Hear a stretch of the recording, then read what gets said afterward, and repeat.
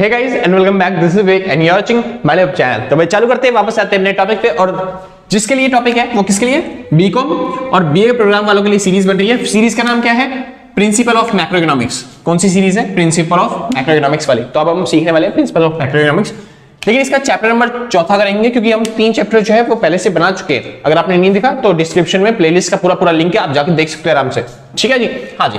तो ये जो सीरीज है इसके अंदर मतलब चौथे चैप्टर के अंदर आपकी 2 वीडियो आएंगी। आज हम करेंगे लार्ज एंड स्मॉल इकोनॉमी के बारे में चर्चा, और उसके बाद कल करेंगे मंडल फ्लेमिंग मॉडल के बारे में बातें। ठीक है जी, तो आज करेंगे लार्ज इकोनॉमी और स्मॉल इकोनॉमी के बारे में। तो शुरू करने से पहले एक चीज बता दूं सर, इंपॉर्टेंट है मेरे लिए भी आपके लिए भी। तो अगर किसी के नोट्स परचेज करने हैं तो टेंशन मत लो, हिंदी में नोट्स नहीं है भाई, इंग्लिश में ही नोट्स मिलेंगे। और मेरी राइटिंग में नहीं है, जो कंप्यूटर टाइपिंग नोट्स हैं, क्योंकि मेरे को पता है मेरी राइटिंग बहुत गंदी है। तो अगर आपको नोट्स परचेज करने हैं तो आप इस नंबर पे कांटेक्ट करके नोट्स परचेज कर सकते हो। जो भी मिनिमम अमाउंट होगा वो वहां पे परचेज करने के टाइम पे पेमेंट कर देना, और आपके नोट्स मिल जाएंगे आपको पीडीएफ की फॉर्म में। ठीक है ना। और कोशिश करना कि आप कॉल ना करो, क्योंकि कॉल करने में थोड़ी सी दिक्कत हो जाती है। कभी आप बिजी मिलते हो, कभी हम बिजी मिलते हैं, तो आप व्हाट्सएप पे कॉल करोगे ना तो ज्यादा समझ में आ जाएगा। ठीक है जी, हाँ जी। और हम जल्दी से रिप्लाई दे देंगे। तो बात करते हैं हम फिलहाल बकवास ना करते हुए ओपन इकोनॉमी के बारे में। तो ओपन इकोनॉमी जानने से पहले आपको पता होना चाहिए कि क्लोज इकोनॉमी क्या होती है, और क्लोज इकोनॉमी पता होने से पहले आपको पता होना चाहिए कि इकोनॉमी क्या होती है। ठीक है, तो वही शुरू करेंगे हम। इकोनॉमी क्या होती है, इकोनॉमी मतलब होता है अर्थव्यवस्था। अर्थव्यवस्था मतलब होता है एक एरिया, एक देश, एक क्षेत्र, एक जमीन का टुकड़ा, आसान है, जहां पे हम पैसा कमा सकते हैं, उसी को क्या बोलते हैं, इकोनॉमी। तो इकोनॉमी क्या होता है, it is A sector eight which a kind of person can create their living। Economy क्या होता है, एक ऐसा एरिया होता है जहां पे लोग अपना पैसा कमा सकते हैं, उसी को क्या बोलते हैं, इकोनॉमी। ठीक है।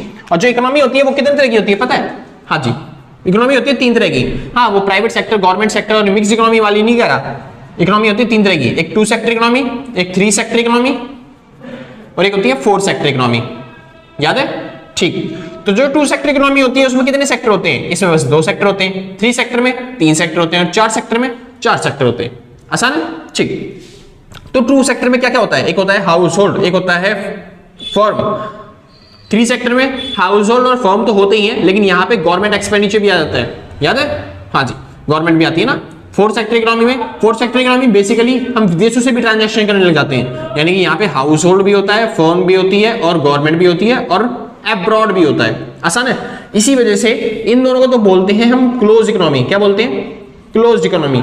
और इसे क्या बोलते हैं हम, ओपन इकोनॉमी। क्योंकि हम पे हम क्या करते हैं, यहाँ पे हम करते हैं ट्रांजैक्शन, वो भी किससे, विदेशों से, यानी कि हम करते हैं एक्सपोर्ट इंपोर्ट। आसान है, यानी कि हम क्या करते हैं, नेट एक्सपोर्ट जिसे बोलता हूं मैं। सिंपल है ना। हाँ जी, एक्स मतलब एक्सपोर्ट और एम मतलब इंपोर्ट, और यहाँ पे क्या होता है, नेट एक्सपोर्ट क्या होता है 4 सेक्टर इकोनॉमी के अंदर।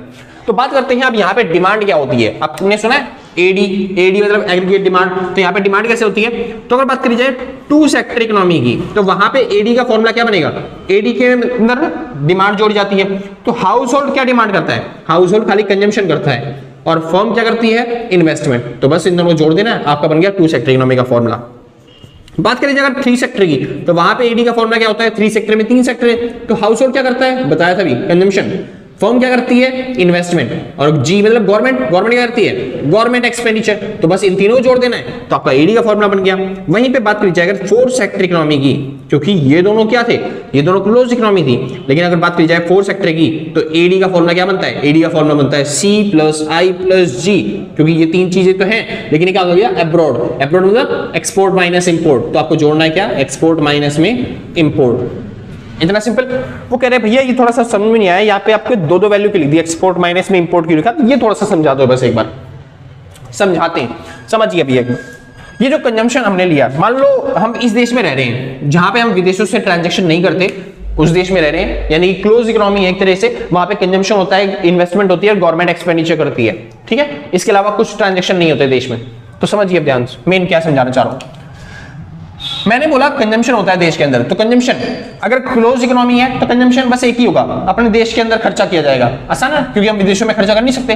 लेकिन वहीं पे अगर ओपन इकोनॉमी बन गई, वो 4 सेक्टर इकोनॉमी कौन सी होती है, ओपन वाली, तो अगर ओपन इकोनॉमी बन गई तो वहां पे कंजम्पशन 2 तरह के होंगे, एक डोमेस्टिक कंजम्पशन और एक कंजम्पशन होगा फॉरेन वाला, यानी विदेशों में कंजम्पशन।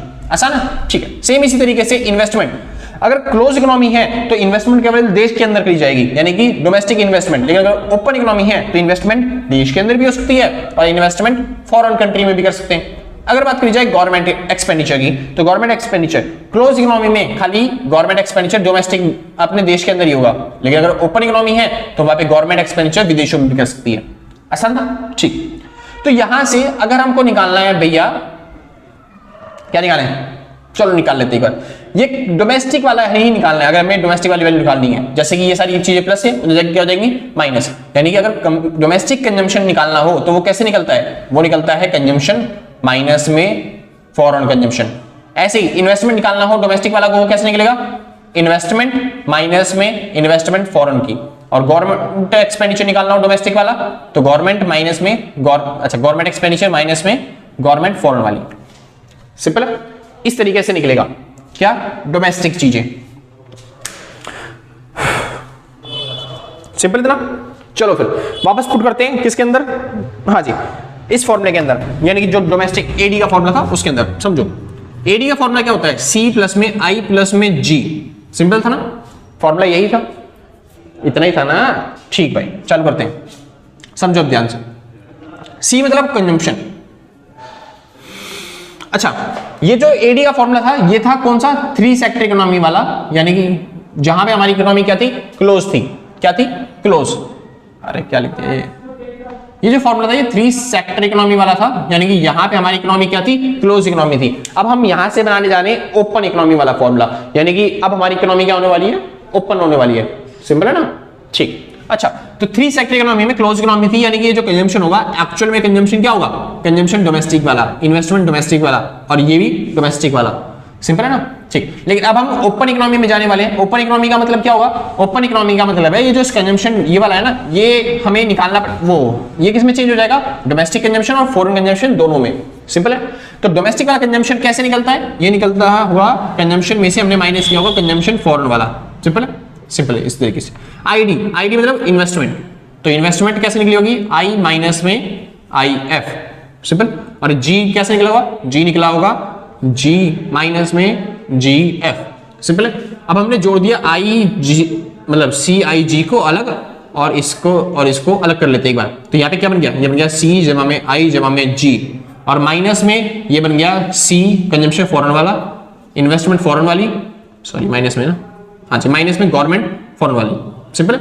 अच्छा, इनमें से कॉमन ले लेते हैं एक बार, तो ये कॉमन आ गया माइनस और ये बन गए प्लस वाले। और आपको पता है C प्लस आई प्लस जी यानी कि CIG, ये जो हमने CIG जोड़ा था यही तो क्या होता है, एग्रीगेट डिमांड। एक देश से कितनी डिमांड करी जाती है, यानी कि ये वही चीज है जो विदेशी इंसान हमसे मांग रहा है। समझे, हम अगर एक्सपेंडिचर कर रहे हैं मतलब कंजम्पशन कर रहे हैं विदेशों से, हम विदेशों से खा रहे हैं, मतलब कोई चीज मंगा के खाई जा रही है, तो फिर वो क्या होता है, इंपोर्ट। याद है, तो यही पूरा क्या बन गया हमारा, इंपोर्ट। इंपोर्ट याद है, ठीक है। तो अगर हम विदेशों से ट्रांजैक्शन करते हैं तो वहां पे कंजम्पशन प्लस में इन्वेस्टमेंट प्लस में गवर्नमेंट एक्सपेंडिचर तो है, लेकिन विदेशों के टाइम पे एक्सपोर्ट और आ जाता है। और ये जो माइनस वाली वैल्यू है, जो भी विदेशी हमारे इंसान समान देश से ले जा रहे हैं, देखो अगर वो था मतलब क्लोज इकोनॉमी थी तो वहां पे तो कोई पंगा ही नहीं था, लेकिन जब ओपन इकोनॉमी में आते हैं तो फिर वो दो तरह के ट्रांजेक्शन होते हैं, एक डोमेस्टिक वाले और एक फॉरेन वाले। तो हमें डोमेस्टिक वाले अलग कर देने, ये डोमेस्टिक वाले हैं, ठीक है। हाँ जी, उसके बाद ये आ गया फॉरेन ट्रेड, यानी कि एक्सपोर्ट माइनस में ये जो इंपोर्ट हम कर रहे हैं वो वैल्यू।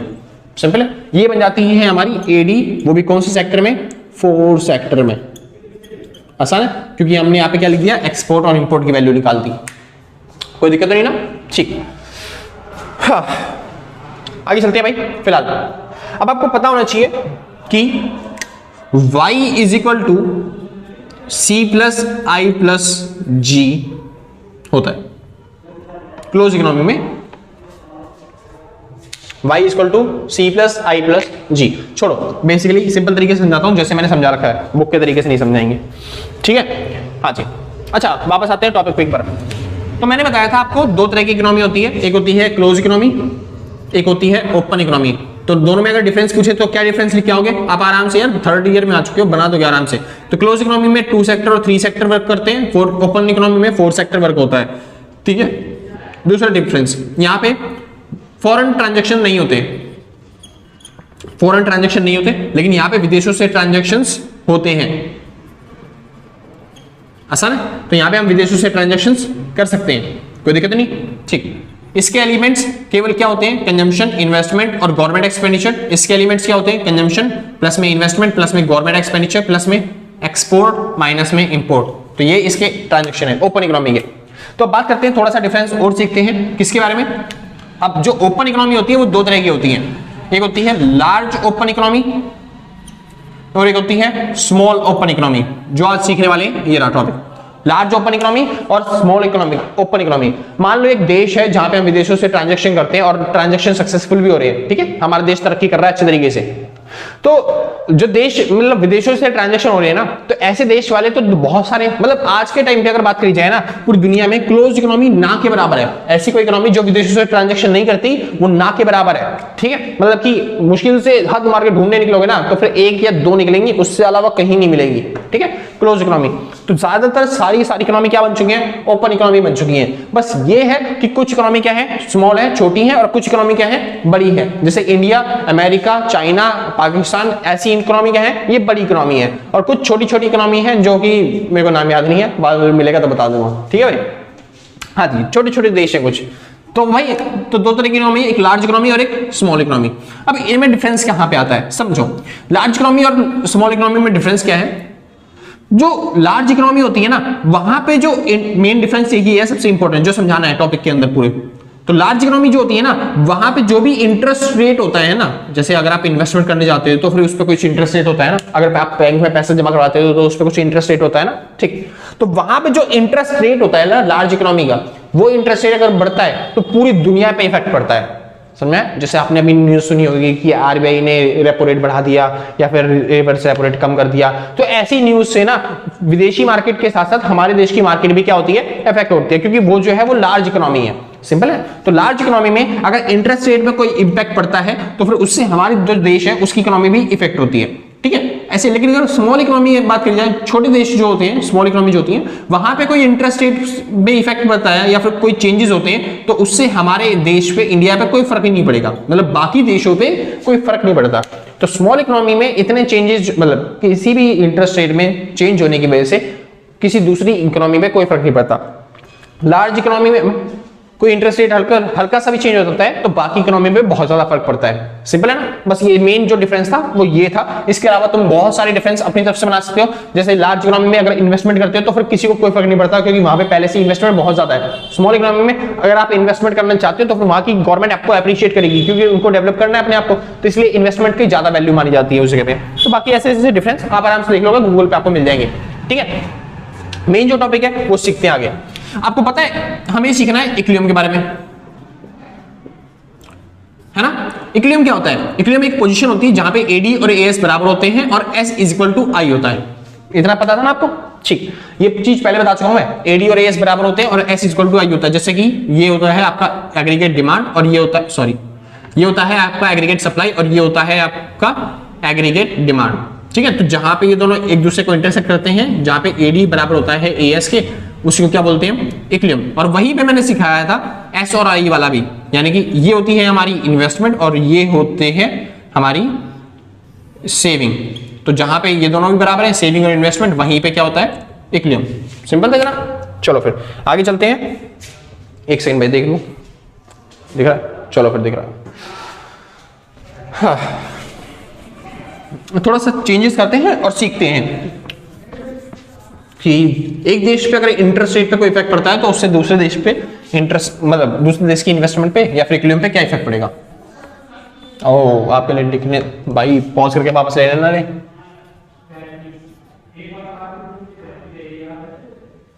हाँ जी, शुक्र है। तो समझिए अब ध्यान से मेन टॉपिक्स क्या समझा रहा हूं। अच्छा, यहां पे हमने इन्वेस्टमेंट को फिक्स मान रखा है, लेकिन अब मैं इन्वेस्टमेंट को फिक्स नहीं मान रहा। आप लोग अभी अभी हाल ही में सीख के आए होंगे, इन्वेस्टमेंट दो तरह की होती है, एक होती है ऑटोनोमस इन्वेस्टमेंट और एक होती है इंड्यूस्ड इन्वेस्टमेंट, है ना।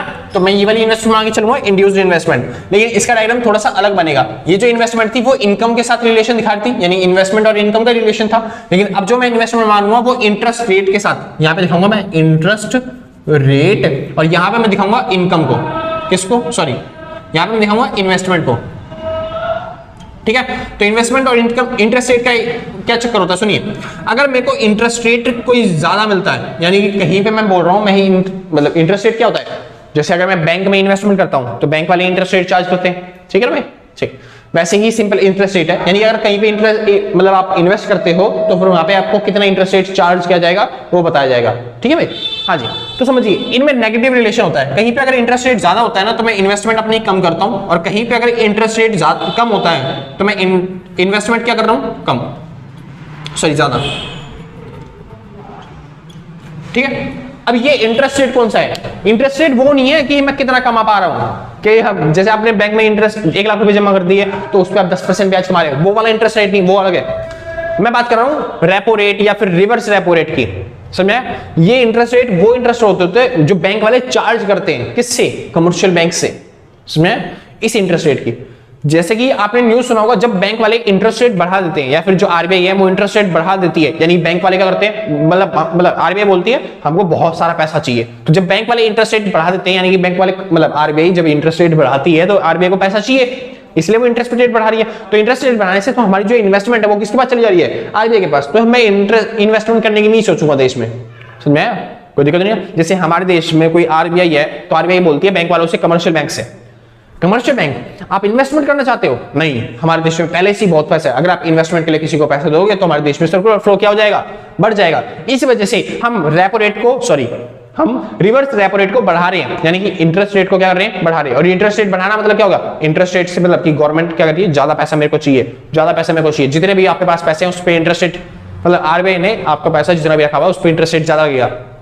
तो अगर इंटरेस्ट रेट बढ़ा देती है तो बैंक वाले क्या करते हैं, इन्वेस्टमेंट कम कर देते हैं, यानी आम इंसान इन्वेस्टमेंट क्या कर देता है, कम कर देता है। तो वही बात है, तो बस नेगेटिव रिलेशन है ना, और जब भी नेगेटिव रिलेशन होता है तो डायग्राम बनता है ऐसा। तो ये इन्वेस्टमेंट का डायग्राम है, किसका, इन्वेस्टमेंट। तो इन्वेस्टमेंट और सेविंग के हिसाब से अब हमको देखना है इक्विलिब्रियम कहां पे होता है। तो समझो, सेविंग आपने सीखा था, सेविंग पहले नेगेटिव होती है, फिर जीरो होती है, फिर पॉजिटिव होती है। चलो फिर ठीक, ये रहा इन्वेस्टमेंट एंड सेविंग, ठीक है। ओपन इकोनॉमी की बात कर रहा हूं मैं, ठीक है। तो ये होती है हमारी सेविंग, ठीक है। अच्छा धीरे धीरे ना ये थोड़ी सी ऐसी होती है, कैसे बताएं, ठीक है, मतलब धीरे धीरे आके पूरी वैसी बन जाएगी, कैसी, मतलब पूरी सीधी हो जाएगी, सिंपल इस तरीके से होती है, ठीक है, पूरी सीधी हो जाएगी, मतलब इस साइड में नहीं आएगी, मतलब सीधी हो जाएगी, सीधी सीधी, ठीक है। तो ये सेविंग होती है हमारी। चल करते हैं वापस, तो ये हमारी सेविंग है। अब बात करते हैं इंटरेस्ट रेट की। तो इंटरेस्ट रेट कैसा था, डाउनवर्ड स्लोपिंग। तो ये रहा हमारा इन्वेस्टमेंट। अब सेविंग और इन्वेस्टमेंट बराबर कहां पे है, इस जगह पे, यानी कि यहाँ पे आई और एस क्या है, बराबर। तो इसी को क्या बोलेंगे हम, इक्विलिब्रियम, सिंपल है। तो हमारी इकोनॉमी इतना आउटपुट बनाएगी इतने रेट पे, ये रेट, अगर रेट ऑफ इंटरेस्ट इतना होगा तो फिर हमारी इकोनॉमी इतना आउटपुट बनाएगी, और यहाँ पे हमें क्या मिल जाएगा, इक्विलिब्रियम मिल जाएगा, ठीक है। अब समझो, अब हमें सीखना है जो मेन एग्जाम में पूछा जाएगा वो है सेविंग में चेंज होने की वजह से हमारे इक्विलिब्रियम पे क्या इंपैक्ट पड़ेगा। आसान है, सेविंग में अगर चेंजेस होते हैं तो हमारे इक्विलिब्रियम में क्या इंपैक्ट पड़ेगा। तो समझो, तो सेविंग में क्या चेंज है, पहले तो एक तरीके से वो कर लेते हैं। अच्छा एडी और एस वाला टॉपिक बता चुका हूं मैं पहले से, तो उसको याद रखना। याद है वो कौन सा टॉपिक था, से ये इन्वेस्टमेंट थी और ये वाला था, तो ये था हमारा इक्विलिब्रियम पुराने जमाने में जब हम बचपन में सीखा करते थे, ठीक है। ये सेविंग और ये इन्वेस्टमेंट, तो वहां पे मैंने सिखाया था अगर सेविंग ज्यादा हो इन्वेस्टमेंट से, जैसे कि ये वाला एरिया दिख रहा है, तो हम इक्विलिब्रियम यहाँ पे, यानी कि हमें इक्विलिब्रियम में पहुंचने के लिए इतना प्रोडक्शन करना पड़ेगा, यानी हमें आउटपुट क्या करना पड़ेगा, घटाना पड़ेगा, यानी प्रोडक्शन क्या करना पड़ेगा, कम। और अगर सेविंग क्या हो, कम हो, यानी कि हम इस एरिया में हो, तो यानी कि इतना आउटपुट है, हमें इक्विलिब्रियम में जाने के लिए इधर करना पड़ेगा, यानी कि हमें अपनी प्रोडक्शन को, प्रोडक्ट को क्या करना पड़ेगा, बढ़ाना पड़ेगा। आसान है, ये चीजें हम पहले सीख चुके हैं तीसरे चैप्टर की फर्स्ट वीडियो के अंदर। फिलहाल शुरू करते हैं ये वाला टॉपिक। सेविंग में चेंज होने से इक्विलिब्रियम पे क्या इफेक्ट पड़ेगा। तो सेविंग में चेंज दो तरीके से होते हैं। सेविंग में चेंज कितने तरीके से होते हैं, दो तरीके से होते हैं। तो दो तरीके कौन से, या तो हमारी सेविंग बढ़ जाएगी या फिर हमारी सेविंग घट जाएगी, यही होगा ना, ठीक। तो इससे क्या इफेक्ट पड़ेगा, पहले एक बार सेविंग सीख लेते हैं घटाने वाली, ठीक है। तो सेविंग घटाने वाली, यहां पे हम सीखेंगे स्मॉल इकोनॉमी पे क्या इफेक्ट पड़ता है, यहां पे हम सीखेंगे लार्ज इकोनॉमी पे क्या इफेक्ट पड़ता है, ठीक है। तो सेविंग घट रही है, आपको पता होगा, ये है मान लेते हैं सेविंग सीधा कर देता हूं, ये सेविंग है, बताया था ना सेविंग कैसे होती है, मतलब कि धीरे धीरे जाके सीधी होती है पूरी, ठीक है। इसे बोलते हैं फ्लैटर, फ्लैटर क्या बोलूं, क्या बोलते हैं इसे, वर्टिकल, ठीक है। और ये रहा हमारा इन्वेस्टमेंट आई, तो ये रहा आई एंड सेविंग, और ये रहा हमारा इक्विलिब्रियम पॉइंट। और मैं कह रहा हूं अगर सेविंग क्या हो जाए, कम हो जाए, तो सेविंग अगर कम होगी तो सेविंग यहां से हटके कहां पे आ जाएगी, सेविंग इस जगह पे आ जाएगी, यानी सेविंग क्या हो गई, कम हो गई। तो इससे स्मॉल उस पर क्या पड़ेगा, इकोनॉमी पे फर्क, तो इतना वो प्रोडक्शन कर रहे थे, ठीक है, इतना आउटपुट बढ़ा रहे थे, और इंटरेस्ट रेट कौन सा था उनका, ये वाला इंटरेस्ट रेट था। अब स्मॉल इकोनॉमी है ना, इससे ना पूरे वर्ल्ड की इकोनॉमी पे तो कोई फर्क पड़ेगा नहीं, तो इससे ये जो इकोनॉमी है वो यहां पे आ जाएगी, इस जगह पे नहीं जाएगी, इस जगह पे रह जाएगी, क्योंकि ये रेट को तो चेंज करेंगे ही नहीं, क्योंकि ये क्या है, स्मॉल इकोनॉमी वाले, तो ये इनका नया रेट और पुराना रेट दोनों यही रहेंगे, बस ये जो इक्विलिब्रियम पॉइंट है वो यहां से यहां पे आ जाएगा। वो कह रहा है भैया इक्विलिब्रियम तो पहुंचा ही नहीं, इक्विलिब्रियम तो यहां पे होता है, हाँ ये इक्विलिब्रियम में नहीं पहुंचेंगे, इस वजह से स्मॉल इकोनॉमी क्या हो जाती है, डिसबैलेंस, क्या हो जाती है, डिसबैलेंस। तो ये वाली इकोनॉमी जो होती है वो डिसबैलेंस हो जाती है अगर इंटरेस्ट रेट में चेंज करती है, तो मतलब चेंज नहीं होता तो, मतलब सेविंग में कमी होने की वजह से जब सेविंग कम होती है तो फिर ये वाली इकोनॉमी क्या हो जाती है, डिसबैलेंस हो जाती है। वहीं पे लार्ज स्केल इकोनॉमी क्या होती है, सुनिए, तो ये रहा सेविंग और ये रहा इन्वेस्टमेंट। तो इक्विलिब्रियम कहां पे है, इक्विलिब्रियम वहां पे है जहां पे दोनों एक दूसरे को इंटरसेक्ट करते हैं, यानी कि इस पॉइंट पे, ये आपका इक्विलिब्रियम का पॉइंट है। यहां पे आउटपुट ये इतना बना रहे थे और यहां पे रेट जो था वो इतना था, ठीक है। अब सेविंग कम हो गई, सेविंग कम हो गई मतलब अब सेविंग हो गई यहां पे इतनी, और सेविंग की कमी होने की वजह से यहां पे हमें जाना चाहिए था यहां पे, लेकिन अपने आप को बैलेंस करने के लिए जो मार्केट है वो अपने आप को इधर ले आती है, यानी कि इस इक्विलिब्रियम पे, यानी कि जो लार्ज इकोनॉमी है वो अपने आप को मतलब कि बैलेंस करने के लिए इधर आ जाती है, यानी कि इससे इंटरेस्ट रेट क्या हो जाता है, इंटरेस्ट रेट बढ़ जाता है, आसान है, और आउटपुट क्या होता है, कम। यहाँ पे इंटरेस्ट रेट वही रहता है, बस आउटपुट कम हो जाता है, लेकिन यहाँ पे हमारी इकोनॉमी हमेशा बैलेंस रहती है, ठीक है। और वो कैसे, रेट को तो बढ़ा देती है और आउटपुट कम कर देती है। यहाँ पे क्या हुआ था, यहाँ पे आउटपुट कम हो गया था मगर रेट में कोई चेंज नहीं हुआ था, क्योंकि स्मॉल इकोनॉमी है, स्मॉल इकोनॉमी अपने आप रेट में जल्दी से चेंज नहीं करती, ठीक है। हाँ जी, तो ये फर्क था। अच्छा सेम इसी तरीके से बढ़ाने वाला बनेगा, बढ़ाने वाला को तो ये मान लो राइट में चला जाएगा, ये सब चीजें जो है वो राइट में जाएंगी, रेट में इसमें भी चेंज नहीं होगा, बस वहां पे प्रोडक्शन क्या हो जाएगा, बढ़ जाएगा, और यहाँ पे रेट में चेंज हो जाएगा, मतलब रेट क्या हो जाएंगे, कम हो जाएंगे, और आउटपुट क्या हो जाएगा, बढ़ जाएगा। सिंपल है ना, वो आपके लिए होमवर्क है, आप घर पे बना के देखना, ट्राई करके देखना, ठीक है भाई। अच्छा ये बात हो गई खत्म, बस एक लास्ट टॉपिक रह गया और आपका पूरा चैप्टर खत्म हो जाएगा ये वाला, ठीक है। फिर उसके बाद टाटा बाय बाय। हाँ जी, तो यहां पे मैंने हमने सिखाया सेविंग के बारे में। अब बात करते हैं इन्वेस्टमेंट में अगर चेंज होता है तो, अगर इन्वेस्टमेंट पे चेंज होता है तो उससे इक्विलिब्रियम पे क्या इफेक्ट पड़ेगा, ठीक है। अच्छा आपकी बुक में खाली एक ही दे रखा है, स्मॉल इकोनॉमी वाला, लार्ज इकोनॉमी वाला नहीं दिया भाई, कल से पेन लेना पड़ेगा, कोई बढ़िया सा काम नहीं कर रहा है। हाँ जी, तो इन्वेस्टमेंट में चेंज होता है तो क्या फर्क पड़ेगा, समझो। तो ये रही मान लेते हैं सेविंग, और ये रही आपकी इन्वेस्टमेंट, ये हमारा था इक्विलिब्रियम, ठीक है। अगर इन्वेस्टमेंट हमारी बढ़ जाती है, हम इन्वेस्टमेंट को बढ़ा देते हैं, सॉरी सीधी लाइन मान लेना कि सीधी है ये, ठीक है। तो अगर हम इन्वेस्टमेंट को हम क्या कर देते हैं, बढ़ा देते हैं, तो इससे क्या होगा, देखो प्रोडक्शन पे कोई फर्क नहीं पड़ेगा, ठीक है, बस वो जो रेट है वो रेट क्या हो जाएंगे, बढ़ जाएंगे, रेट क्या हो जाएंगे, बढ़ जाएंगे। अच्छा कौन सी इकोनॉमी थी ये, अगर हाँ ये तो है लार्ज इकोनॉमी वाला डायग्राम, कौन सा वाला, लार्ज इकोनॉमी वाला डायग्राम। अगर ये इन्वेस्टमेंट, सॉरी क्या बता रहा हूं मैं, दोबारा समझो रहे, दिमाग में बिछल गया मैं, स्मॉल इकोनॉमी और वो बताना था ना अभी तो। हाँ जी, तो इन्वेस्टमेंट में अगर चेंज होता है तो इक्विलिब्रियम पे क्या इफेक्ट पड़ेगा, तो पहला यहाँ पे स्मॉल इकोनॉमी और यहाँ पे लार्ज इकोनॉमी, तो समझिए ये रही इन्वेस्टमेंट और ये रही, अरे यार पेन का क्या करा जाए, दिख रहा है भाई, तुम कैसे बताओगे, ये रही इन्वेस्टमेंट और ये रही सेविंग, ठीक। अच्छा और ये रहा हमारा इक्विलिब्रियम पॉइंट, ये क्या हमारा इक्विलिब्रियम पॉइंट, ठीक है। सेम इसी तरीके से यहां पे भी ये रही हमारी इन्वेस्टमेंट और ये रही हमारी सेविंग। अब समझिए, अगर मैं कह रहा हूं इन्वेस्टमेंट बढ़ जाए तो इन्वेस्टमेंट बढ़ के ये हो गई, इन्वेस्टमेंट बढ़ के ये हो गई, ठीक है, नई इन्वेस्टमेंट। अब जो स्मॉल इकोनॉमी होती है ना, उनका इक्विलिब्रियम पॉइंट ये है, यानी कि ये है रेट उनका और ये है उनका आउटपुट, और वो रेट में तो चेंज कर नहीं सकती, तो इस वजह से उनका आउटपुट तो बढ़ जाएगा, आउटपुट तो बढ़ जाएगा मगर रेट वही रहेगा जो उनका पुराना रेट था। लेकिन ऐसी इकोनॉमी जो कहां बना दी है, ये आपका इक्विलिब्रियम है, ठीक है। तो ये आउटपुट था और ये डेट था। जो लार्ज इकोनॉमी होती है वहां पे इन्वेस्टमेंट बढ़ने की वजह से आपका आउटपुट बढ़ तो जाता है, लेकिन वो कहां पे जाएगा, बढ़ के इस जगह पे, उस जगह पे नहीं, इस जगह पे, क्योंकि उसको रेक्टिफाई करना है सेविंग के साथ। तो वो सेविंग आउटपुट बढ़ेगा और आपकी सेविंग भी बढ़ जाती है, मतलब जो इंटरेस्ट रेट है वो भी बढ़ जाता है। सिंपल है भाई। ये था इन्वेस्टमेंट में अगर चेंज होता है तो इक्विलिब्रियम में क्या इफेक्ट पड़ता है। इससे पहले हमने सीखा सेविंग में अगर चेंज होता है तो इन्वेस्टमेंट पे क्या इफेक्ट पड़ता है। तो ऐसे क्वेश्चन आपके एग्जाम्स में आएंगे, बता रहा हूं पक्का। ये सेविंग वाला पूछेगा या फिर इन्वेस्टमेंट में चेंज वाला पूछेगा। अच्छा, अगर उसका नकारा कुछ भी नहीं पूछा तो फिर एक क्वेश्चन बन सकता है, कौन सा, ओपन इकोनॉमी और क्लोज इकोनॉमी, उसके ओपन इकोनॉमी और क्लोज इकोनॉमी में डिफरेंस वाला।